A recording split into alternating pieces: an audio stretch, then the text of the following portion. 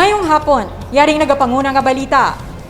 Mayor Jerry Trias naghinyo sa IATF nga aproba na kuntani ang paghatag sang COVID-19 vaccine booster shot para sa mga medical frontliner, senior citizen, kag person with comorbidity sa syudad sang Iloilo. Kag alkalde nagpasalamat sa dako nga bulig nga ginhatag ni Vice President Leni Robredo sa syudad sang Iloilo. Nagpadala sang sulat si Mayor Jerry Trias sa National Interagency Task Force nga nagahinyo nga maaproba na kuntani ang paghatag sang COVID-19 vaccine booster shot sa mga medical frontliner kag pamilya sini, mga senior citizen kag person with comorbidity. Ang ini nga inisyatibo ang kabahin sa nagapadayon nga kampanya sang lokal nga panguluhan sa madasig kag organisado nga vaccination rollout sang syudad.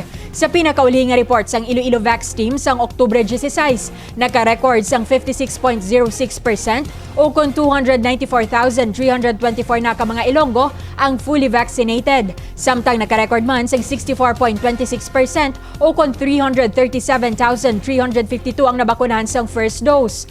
Ginpayag man sang alkalde nga AstraZeneca vaccine ang paggagamiton nga booster shot sa mga frontliners, senior citizen kag person with comorbidities sa tion may go signal na halin sa IATF.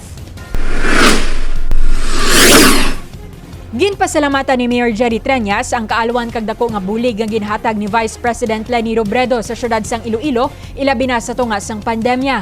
Isa sa mga ginbulig sang Vice Presidente amo ang paghatag sa mga kagamitan nga kinahanglan para sa ginpatukod nga molecular laboratory sang syudad.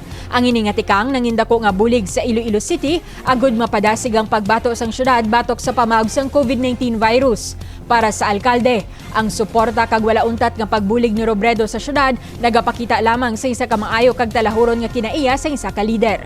Ang dugang nga detalye bantayan karon alas 6 sa gabi sa Level Up Patrol. Ako si Divine Singh.